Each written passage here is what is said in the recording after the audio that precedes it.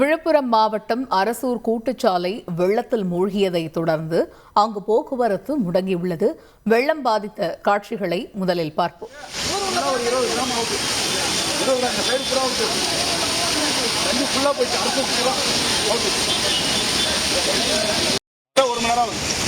ஒரு மணி நேரமா தண்ணி இருந்து ஒரு 20 கிராம் ஆகுது.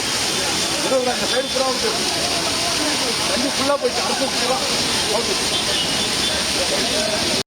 ஒரு மணி நேரம்.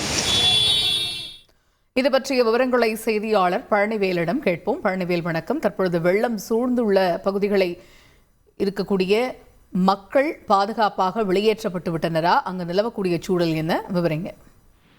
வணக்கம். அதாவது திருவண்ணாமலை மாவட்ட பகுதிகளில் மழையின் காரணமாக திருக்கோயிலூர் வழியாக இருவேலாம்பட்டு அரசூர் பகுதி ஏரிகளுக்கு தண்ணீர் அதிக அளவில் இன்று காலை வந்தது.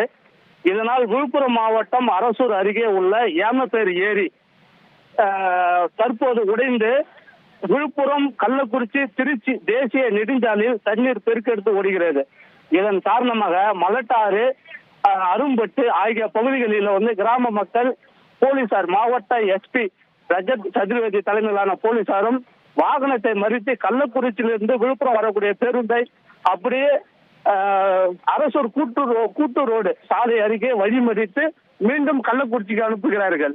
அதேபோல் விழுப்புரத்திலிருந்து கள்ளக்குறிச்சி வரக்கூடிய பேருந்தையும் அரசூர் அருகே வழிமறித்து மீண்டும் விழுப்புரத்துக்கே திருப்பி அனுப்பி வருகிறார்கள். செய்திகளை உடனுக்குடன் தெரிந்து கொள்ள உடனே சப்ஸ்கிரைப் பண்ணுங்க.